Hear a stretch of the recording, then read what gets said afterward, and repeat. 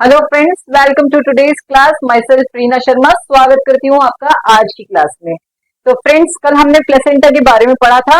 आज हम पढ़ेंगे प्लेसेंटा की एब्नॉर्मलिटीज के बारे में कि उसकी जो कॉर्ड होती है उसकी साइज से रिलेटेड एब्नॉर्मलिटीज हो जाती है, उसके वेसल्स होती है उससे रिलेटेड एब्नॉर्मलिटीज हो जाती है। प्लेसेंटा की जो कॉर्ड है सेंटर पे नहीं ऐड सेंटर से नहीं इंसर्ट होके मार्जिन से इंसर्ट होगी तो कौन सी एब्नॉर्मलिटीज हो जाती है। प्लेसेंटा यूट्रस के अंदर दूसरी जगह इम्प्लांट हो जाता है तो उससे कौन सी एब्नॉर्मलिटीज होती है, या प्लेसेंटा से कोई लोब वगैरह एक्स्ट्रा अटैच हो जाता है तो वो कौन कौन सी एब्नॉर्मलिटीज होती है, वो आज की क्लास में हम पढ़ेंगे। फ्रेंड्स, आज का टॉपिक थोड़ा सा लंबा हो सकता है ताकि हम सारी की सारी एब्नॉर्मलिटीज जो प्लेसेंटा से रिलेटेड है वो आज की क्लास में डिस्कस करेंगे। तो फ्रेंड्स, सबसे पहले शुरू करते हैं प्लेसेंटा सक्सेंक्यूरेटा। सक्सेंक्यूरेटा एक लैटिन वर्ड है जिसका मतलब होता है सक्सेंक्यूरियो, टू सब्स्टिट्यूट। सक्सेंक्यूरियो से मिलके बना होता है ये वर्ड और इसका मतलब होता है टू सब्स्टिट्यूट, इसका कोई सब्स्टिट्यूट होना। ठीक है, तो इसमें क्या होता है फ्रेंड्स, व्हेन वन और more accessory lobes develop in the membrane separately from main placenta but it is connected by blood vessels. इसमें क्या होता है, एक प्लेसेंटा है ये, ठीक है, इस प्लेसेंटा के पास में एक छोटा लोब वो बन जाता है और वो किससे कनेक्टेड रहता है, अंदर ब्लड वेसल से कनेक्टेड रहता है। ठीक है, और बाहर बाहर की तरफ इसमें ये क्या है, मेम्ब्रेन है प्लेसेंटा की। ठीक है, व्हेन वन और मोर, इसमें कई बार एक भी लोब होता है और कई बार दो लोब्स भी बन जाते हैं। ठीक है, तो इसके अंदर क्या होगा, व्हेन वन और more lobes develop in the membrane, ये membrane in the membrane separately from the main placenta, ये मेन प्लेसेंटा है, इससे अलग एक lobe, but it is connected by blood vessels, लेकिन ये कनेक्टेड है किससे, ब्लड वेसल से। ठीक है, जब एक लोब प्रेजेंट होता है प्लेसेंटा के थोड़ी दूरी पे लेकिन वो ब्लड वेसल से कनेक्टेड रहता है और मेम्ब्रेन के अंदर रहता है तो उसको क्या बोलते हैं हम, प्लेसेंटा सक्सेंक्यूरेटा। इसमें जरूरी नहीं है कि एक लोब ही बना है, इसमें कई बार दो लोब्स भी बन जाते हैं, उसमें भी यही रहेगा, एनक्लोज तो वो मेम्ब्रेन के अंदर रहेगी और ब्लड सप्लाई उसको मेन प्लेसेंटा से ही मिल रही है और वो कनेक्टेड ब्लड वेसल से ही रहेगा, लेकिन एक लोब जो दूसरी तरफ में कनेक्ट हो जाएगा। अब इसके अंदर क्या होता है फ्रेंड्स, इस एब्नॉर्मलिटी की वजह से जो प्रेग्नेंट लेडी है उसके अंदर पीपीएच के चांसेस रहते हैं। पीपीएच क्यों हो जाएगा, कई बार क्या होता है प्लेसेंटा पूरा का पूरा निकल गया है लेकिन वो जो लोब है वो कहीं एक कोने पे रह गया है तो वो लोब निकल नहीं पाता है, तो उस वजह से पीपीएच होने के चांसेस रहते हैं। पोस्टपार्टम हैमरेज, डिलीवरी के बाद में जो ब्लीडिंग होती है उसको पीपीएच बोलते हैं। ठीक है फ्रेंड्स, और यूट्राइन सेप्सिस, कई बार सेप्टिक भी हो जाता है यूट्रस के अंदर। ठीक है, तो ये होता है अपने प्लेसेंटा सक्सेंक्यूरेटा। इसके साथ में एक और एब्नॉर्मलिटी होती है प्लेसेंटा सुपीरिया। प्लेसेंटा सुपीरिया में भी क्या होता है फ्रेंड्स कि एक लोब अटैच हो सकता है, एक से ज्यादा भी लोब अटैच हो सकते हैं, लेकिन they are not connected with the blood vessels. ये जो ब्लड वेसल्स है इससे ये कनेक्टेड नहीं रहेगा, लोब्स प्रेजेंट रहेंगे लेकिन ये जो ब्लड वेसल्स है इससे ये कनेक्टेड नहीं रहेगा।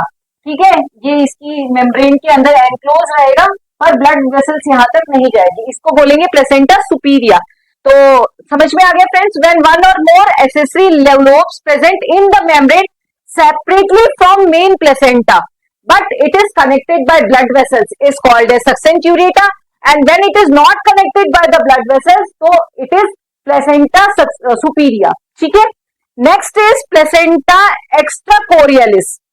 प्लेसेंटा एक्स्ट्राकोरियलिस, इसका मतलब क्या हुआ, the chorionic vascular plate is smaller than the villous tissue which is uncovered at periphery.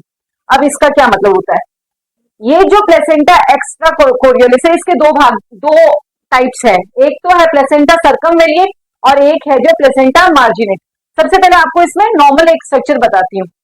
ये है प्लेसेंटा, इसके अंदर ये ऊपर वाला जो पार्ट है ये है कोरियोनिक प्लेट और नीचे वाला जो पार्ट है वो है बेसल प्लेट।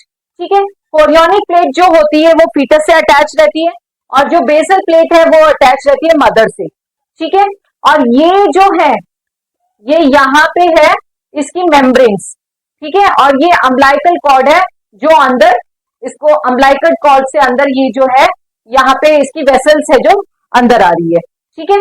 अब जो ये कोरियोनिक प्लेट है और जो ये बेसल प्लेट है ये दोनों इक्वल पार्ट्स में डिवाइडेड रहती है, लेकिन जब ये बेसल कोरियोनिक प्लेट है वो छोटी हो जाएगी बेसल प्लेट से, तो उसको हम बोलेंगे प्लेसेंटा एक्स्ट्रा कोरियलिस की सिचुएशन। अब इसके अंदर अलग अलग होता है, साइज तो तीनों में छोटी होगी कोरियोलिस की, ठीक है, कोरियोनिक प्लेट की साइज तो छोटी रहेगी बेसल प्लेट से, लेकिन तीनों के अंदर एक छोटी छोटी डिफरेंट सिचुएशन रहेगी। अब क्या सिचुएशन रहेगी वो मैं आपको बताती हूँ। तो जब size of chorionic plate is shorter than basal plate, membranes insert from center part vessels can't reach to margins, ये होता है मार्जिनेट में। इसमें क्या होता है, कोरियोनिक प्लेट की साइज छोटी रहेगी इससे बेसल प्लेट से, लेकिन इसके अंदर जो ये वेसल्स है ये मार्जिन तक नहीं जा पाती है, ठीक है, ये सेंटर तक ही रह के इसकी सप्लाई खत्म हो जाती है, ठीक है, और ये जो है ये यहाँ पे मार्जिन के यहाँ पे ही अटैच हो जाती है, शॉर्ट हो जाती है इसकी साइज, तो ये यहीं पे इसकी साइज है जो छोट रह जाती है मेम्ब्रेन्स की। तो इस वजह से क्या होता है, ये मार्जिनेट कहलाता है। Size of chorionic plate is shorter than basal plate, basal plate से इसकी साइज छोटी हो जाती है। Insert from centre part vessels, centre part of vessels में ही ये रहती है, मार्जिन को टच नहीं करती है, can't reach to the margin. और जो इसके अंदर जो थिन रिंग होती है, इसके अंदर एक थिन रिंग होती है उससे सराउंडेड होती है, thin fibrous ring at the edge of the chorionic plate, इसके एज पे एक थिन रिंग फॉर्म हो जाती है, ठीक है फ्रेंड्स, ये तो हुआ सर्कम मार्जिनेट। अब इसी के अंदर सेकंड है प्लेसेंटा सर्कमवेलिएट। तो इसमें क्या होता है, the amnion and chorion foetal membranes double back around the edge of the placenta.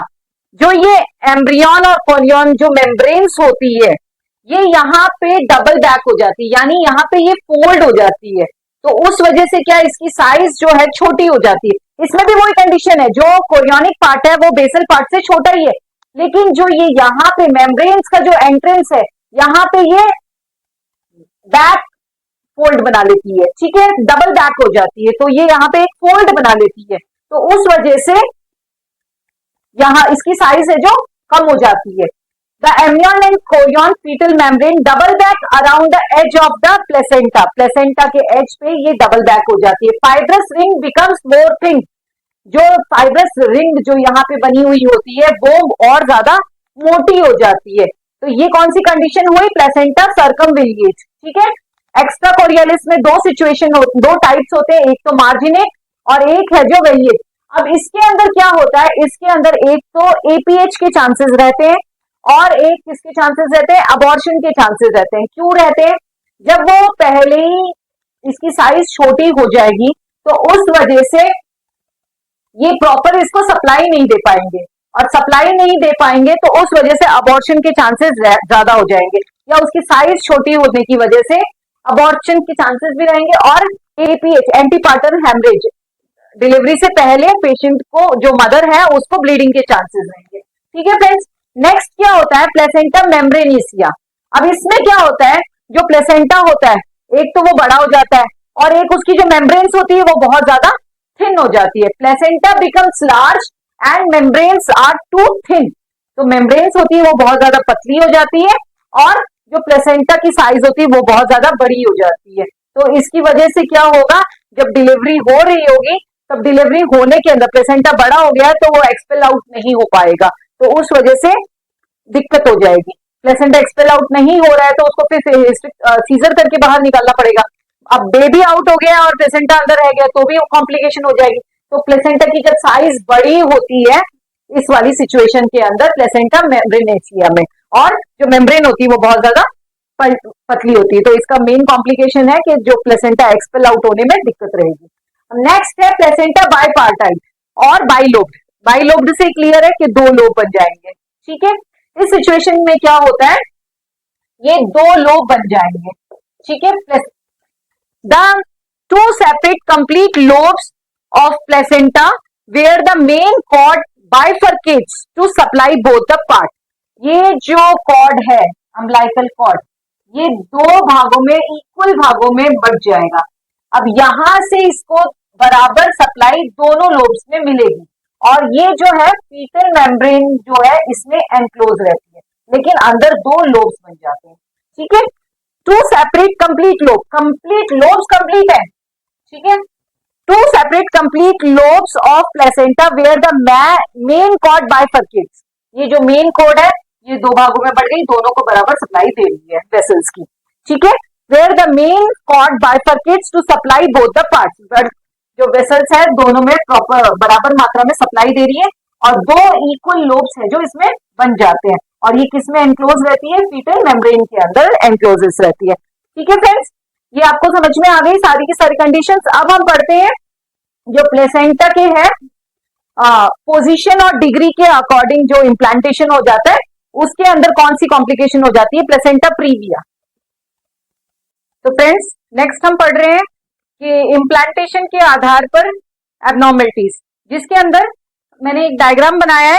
इस डायग्राम में हम देखते हैं सबसे पहले मेम्ब्रेन्स ऑफ यूट्रस और ये है सर्विक्स. ये सर्विक्स है और ये है जो सर्विक्स का ऑस है. ठीक है, और ये है जो बाहर वाली लेयर है ये है सीरोसा लेयर. उसके अंदर वाली है ये मायोमेट्रियम और ये जो लेयर है ये है एंडोमेट्रियम. तो जो नॉर्मल प्लेसेंटा होता है वो एंडोमेट्रियम्स के ऊपर इस तरह से अटैच रहता है. ठीक है, अब हम पढ़ते हैं प्लेसेंटा एक्रीटा. एक्रीटा में क्या होता है? Deep attachment of the placenta through the endometrium and into the myometrium. जो एक्रीटा के अंदर क्या होता है? ये है एक्रीटा, एंडोमेट्रियम के अंदर की तरफ, deep in the endometrium, attach to the endometrium and into the myometrium. और थोड़ी सी रहती है मायोमेट्रियम में, एंडोमेट्रियम में ज्यादा अटैच रहेगी और थोड़ी सी आ जाएगी मायोमेट्रियम में. ठीक है, deep attachment of the placenta through the endometrium and into the myometrium. Myometrium क्या होती है? Middle layer of the uterus. थोड़ा सा मायोमेट्रियम में रहेगा और एंडोमेट्रियम में थोड़ा ज्यादा रहेगा, वो होता है प्लेसेंटा एक्रीटा. पूरे इंडिया में 533 में से एक केस है जो प्लेसेंटा एक्रीटा का देखने को मिलता है. नेक्स्ट है फ्रेंड्स प्लेसेंटा इंक्रीटा. इंक्रीटा के अंदर क्या होता है? ये वाला प्लेसेंटा इंक्रीटा. इसमें जो मायोमेट्रियम है इसमें भी ज्यादा पार्ट आ जाएगा प्लेसेंटा का और जो ये एंडोमेट्रियम है इसमें भी उसका पार्ट आ जाएगा. तो ये पूरा पार्ट है जो आ जाएगा प्लेसेंटा कवर करेगा दोनों लेयर्स का. ठीक है, placenta further x tends into the myometrium, further enters into the myometrium, penetrating the muscles. और मसल्स को भी घुसने की कोशिश करेगा, मसल्स में भी जाने की कोशिश करेगा. तो प्लेसेंटा है मायोमेट्रियम में भी आ जाएगा और मसल्स में भी जाने की कोशिश करेगा. ये कंडीशन किसमें होती है? प्लेसेंटा इंक्रीटा में. नेक्स्ट है प्लेसेंटा परक्रीटा. ये वाला प्लेसेंटा परक्रीटा, जब ये एंडोमेट्रियम को भी पार कर लेगा और ये जो लास्ट लेयर है इसको भी पार कर लेगा, तो ये वाली जो पूरी कंडीशन होगी ये होगी परक्रीटा, पर आउटसाइड. तो परक्रीटा, इसके अंदर एंडोमेट्रियम भी आ जाएगा और जो अपने आउटर लेयर है वो भी आ जाएगी. ठीक है, placenta penetrates the entire myometrium. पूरी की पूरी मायोमेट्रियम के अंदर आ जाएगा. यूट्रस सीरोसा, सीरोसा की लेयर में भी आ जाएगा एंड मायोमेट्रियम से लगाकर सीरोसा तक पूरा पार्ट है जो कवर्ड कर लेगा. इसके बाद में क्या है? Placenta previa. प्लेसेंटा प्रीविया में क्या होता है? जब ऑस के ऊपर प्लेसेंटा आ जाता है, जो ये इंटरनल ऑस ऑफ यूट्रस है, यहाँ पे जब प्लेसेंटा आ जाएगा तो उस कंडीशन को क्या बोलते हैं? Placenta previa. Placenta overlies internal os of uterus essentially covering the birth canal. जो बर्थ कैनाल है उसके ऊपर जो ऑस ऑफ यूट्रस है, सर्विक्स है, वो सर्विक्स पे प्लेसेंटा आ गया, उसको बोलेंगे प्लेसेंटा प्रीविया. और 200 से 250 केस में से एक केस प्लेसेंटा प्रीविया का देखने को मिलता है जिसमें सीवियर ब्लीडिंग होने का चांसेस रहता है, क्योंकि जैसे पेशेंट को कॉन्ट्रैक्शन आते हैं तो उस समय प्लेसेंटा बाहर की तरफ आ रहा होता है, तो जब जैसे कॉन्ट्रेक्शन आएंगे उसके ऊपर प्रेशर पड़ेगा प्लेसेंटा पे और ब्लीडिंग हो जाएगी पेशेंट को। तो बच्चे बेबी आउट नहीं होगा, प्रेशर से ब्लीडिंग स्टार्ट हो जाएगी जो फीमेल है उसको। तो प्लेसेंटा प्रीविया बहुत ही डेंजरस सिचुएशन होती है, जो फीमेल है उसको एंटीपार्टम हैमरेज हो जाता है। अब इससे हम एक जनरल वो देख लेते हैं कि ये चारों एब्नॉर्मलिटीज अगर किसी विमेन में देखने को मिलती है तो उसको क्या क्या कॉम्प्लिकेशन हो सकते हैं। उनको ब्लीडिंग होगी पेशेंट्स को, पेशेंट के प्री टर्म लेबर हो जाएगा, कोई भी सिचुएशन रहेगी उसमें रिस्क रहता है कि बेबी जल्दी आउट हो जाए। जो एट टर्म डिलीवरी होती है वो नहीं होती है, उसकी जो 42 वीक्स जो 40 टू 40 वीक्स होते हैं उससे पहले डिलीवरी हो जाएगी। और प्लेसेंटा एब्रप्शन यानी प्लेसेंटा है जो पहले ही सेपरेट हो जाएगा, ठीक है। और पीपीएच पोस्टमार्टम हेमरेज, डिलीवरी अगर हो भी गई है तो उसके बाद में सीवियर ब्लीडिंग स्टार्ट हो जाएगी। और फीटल डिस्ट्रेस, जो फीटस है उसको प्रॉपर ऑक्सीजन नहीं मिल पाने के कारण जो फीटल डिस्ट्रेस, बच्चा नीला पड़ जाएगा, उसको ऑक्सीजन नहीं आएगा, ये सब समस्याएं देखने को मिलती है। तो प्लेसेंटा से रिलेटेड प्लेसेंटा की जो डिग्रीज, यानी ये ऊपर की तरफ आ गया है, ये नॉर्मल प्लेसेंटा है जो कि एंडोमेट्रियम पे से कनेक्टेड रहता है, ठीक है।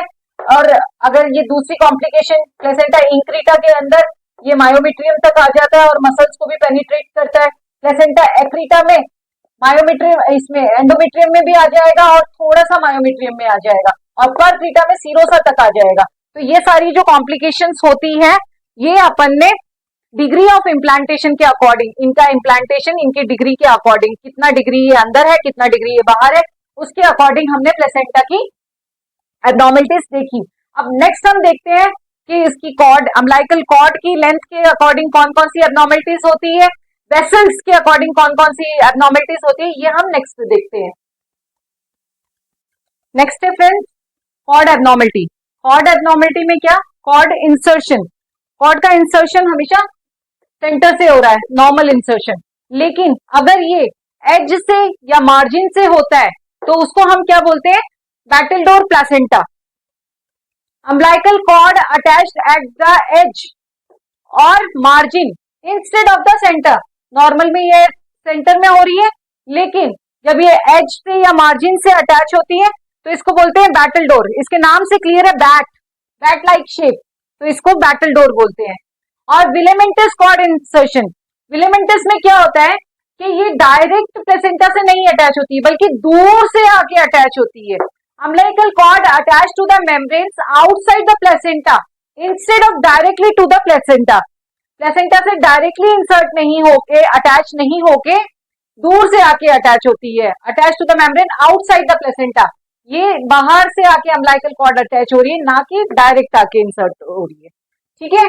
अब पढ़ते हैं abnormalities of length. Umbilical cord की लेंथ, नॉर्मल लेंथ कितनी होती है 50 टू 60 सेंटीमीटर, लेकिन ये 300 सेंटीमीटर तक भी कई बार हो जाती है। तो 300 सेंटीमीटर तक की अगर अम्बिलिकल कॉर्ड की लेंथ हो गई है तो बच्चे में क्या कॉम्प्लिकेशन होगा, वो जो अम्बिलिकल कॉर्ड है वो बच्चे के चारों तरफ रैप हो जाएगी, ठीक है। और चारों तरफ रैप होने में ज्यादा मोस्टली वो नेक के अराउंड रैप होती है। तो जब बच्चा बाहर, बेबी आउट होता है तो उस समय हम देखते हैं कि कॉर्ड अराउंड द नेक निकलती है, तो उससे बच्चे का गला दबता है और उसको ऑक्सीजन लेने में दिक्कत होती है, तो उस प्रोसेस में हम सी सेक्शन लेना पड़ता है। तो ये वाली एब्नॉर्मलिटी कब हो जाती है, जब बच्चे के जो कॉर्ड है उसकी लेंथ ज्यादा होती है। ज्यादा कहां तक हो सकती है, वो 300 सेंटीमीटर तक लंबी हो सकती है, ठीक है। तो इसमें क्या, कॉर्ड प्रोलैप्स भी हो जाता है, कई बार पहले कॉर्ड आ गई है बाद में बेबी आ रहा है, तो उस कंडीशन में भी सी सेक्शन लेना पड़ेगा। तो ये कंडीशन कब होती है, जब कॉर्ड की लेंथ नॉर्मल 50 टू 60 सेंटीमीटर होती है, जब कॉर्ड की लेंथ 300 सेंटीमीटर तक लास्ट करती है तो उसको बोलते हैं हम कॉर्ड प्रोलैप्स हो जाता है उसके अंदर, और है जो कॉर्ड राउंड द नेक आ जाएगी, या है जो कॉर्ड होल बॉडी के अराउंड आ जाएगी, ठीक है। और कई बार क्या कंडीशन होती है इसमें, जो कॉर्ड की लेंथ है वो 20 सेंटीमीटर से भी कम होती है, यानी शॉर्ट, तो उसमें क्या होगा, जब बेबी आउट हो रहा होगा तो कॉर्ड टूट जाएगी आउट होते वक्त। तो ऐसी वाली कंडीशन में pre mature separation of placenta, placenta का प्री मैच्योर सेपरेशन हो जाएगा, प्लेसेंटा पहले ही सेपरेट हो जाएगा, ठीक है फ्रेंड्स। अगर शॉर्ट हुई तो प्लेसेंटा का प्री मैच्योर सेपरेशन हो जाएगा, और अगर लंबी हुई तो कॉर्ड प्रोलैप्स हो जाएगी, या उसके बच्चे के गले के चारों तरफ आ जाएगी, या बॉडी के अराउंड हो जाएगी, ठीक है फ्रेंड्स। अब है जो on the basis of number of vessels, abnormalities on the basis of number of vessels. तो कितनी वेसल्स होती है? 3 वेसल्स होती है, जिसमें 2 आर्टरीज होती है और 1 वेन होती है। ठीक है, 2 आर्टरीज होगी कॉर्ड के अंदर और 1 वेन होगी। अगर सिंगल आर्टरी है और सिंगल वेन है तो उस कंडीशन को क्या बोलेंगे? टू अम्बिलिकल वेसल एनामोली, यानी सिंगल आर्टरी है और सिंगल वेन है, 2 आर्टरी की जगह सिंगल आर्टरी है और 1 वेन है, तो उस कंडीशन को क्या बोलते हैं? Two umbilical vessel एनामोली।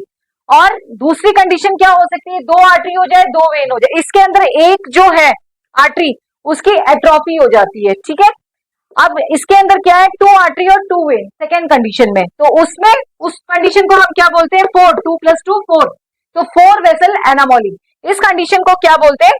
4 वेसल एनामोली। तो फ्रेंड्स, आज की इस पूरी क्लास में जो एबनॉर्मलिटीज प्लेसेंटा से रिलेटेड, अम्बिलिकल कॉर्ड से रिलेटेड, प्लेसेंटा की साइड से रिलेटेड जितनी भी एबनॉर्मलिटीज थी वो पूरी की पूरी हमने इस क्लास के अंदर डिस्कस की। होप आपको समझ में आ गई होगी सारी की सारी एबनॉर्मलिटीज। और फिर भी अगर कोई डाउट है तो आप कमेंट करके पूछें और जुड़े रहिए हमारे साथ में, ऐसे ही देखते रहिए हमारी क्लासेस, और please like, share and subscribe to our channel. Thank you.